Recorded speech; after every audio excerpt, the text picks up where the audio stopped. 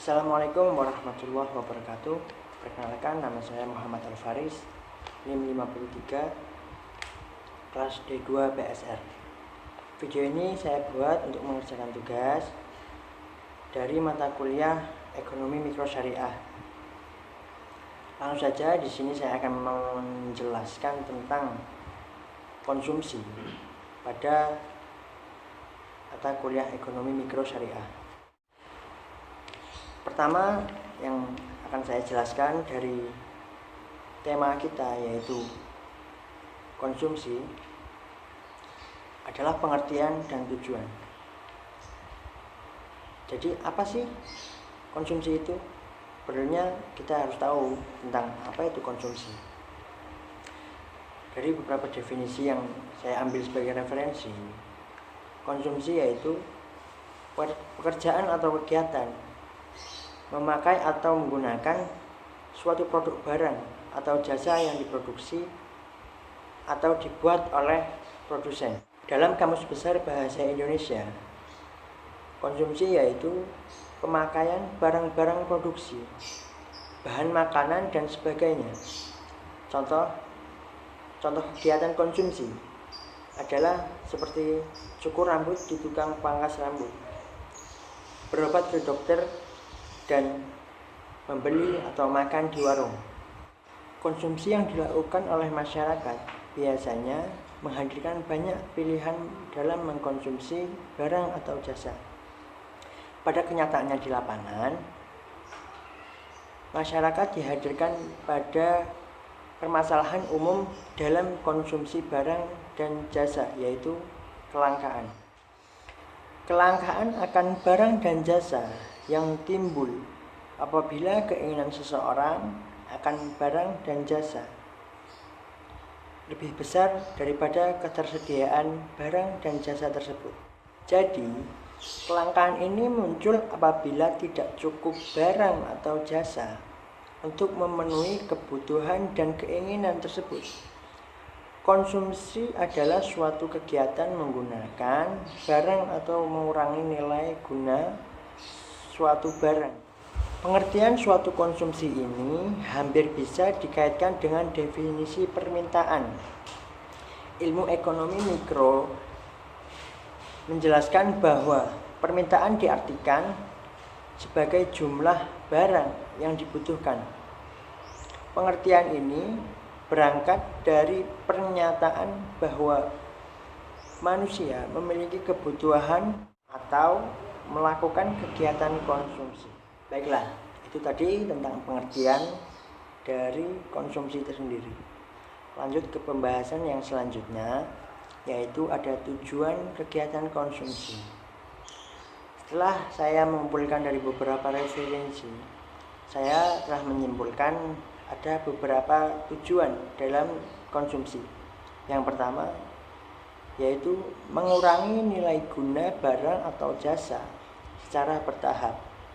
Yang kedua, menghabiskan nilai guna barang sekaligus. Yang ketiga, memuaskan kebutuhan secara fisik. Yang keempat, memuaskan kebutuhan rohani. Yang kelima, memenuhi kebutuhan hidup secara langsung. Yang keenam, yaitu mempertahankan status sosial. Yang ketujuh, yaitu mempertahankan status keturunan. Selanjutnya yang ke-8, yaitu mendapatkan keseimbangan hidup. Yang ke-9, memberikan bantuan kepada orang lain, dalam arti tujuan sosial. Lanjut yang ke-10, yaitu menjaga keamanan dan kesehatan. Yang ke-11, yaitu keindahan dan seni. Dan yang terakhir, yaitu yang ke-12, demonstration effect, yaitu keinginan untuk meniru. Jadi tujuan konsumsi yang telah saya kumpulkan dari beberapa referensi ada 12. Tadi telah saya paparkan. Lanjut ke pembahasan yang selanjutnya, yaitu pembahasan ketiga kita. Dari tadi yang pertama yaitu pengertian, yang kedua yaitu tujuan, dan sekarang kita akan bahas teori dasar dari konsumsi. Tentunya semua memiliki dasar. Jadi konsumsi tersendiri juga memiliki dasar, yaitu ada teori yang mendasari dari konsumsi sendiri, yaitu dinamakan hukum Gosen. Hukum Gosen memiliki pembagian, yaitu ada dua, hukum Gosen 1 dan hukum Gosen 2. Di sini saya akan menjelaskan hukum Gosen 1,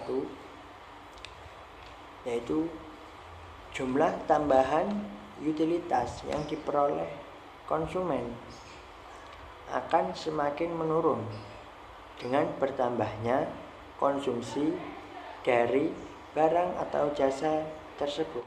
Itu tadi yaitu isi dari hukum Gosen 1.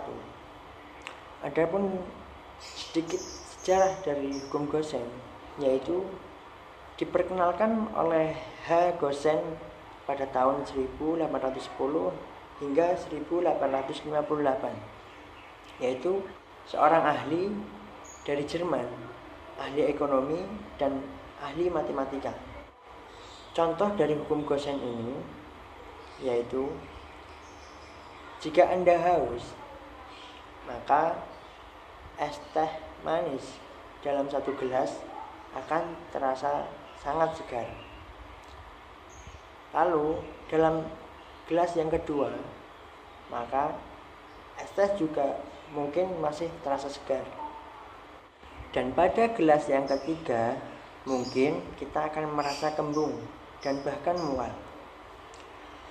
Contoh ini bisa kita lihat, yaitu turunnya utilitas total sampai batas tertentu.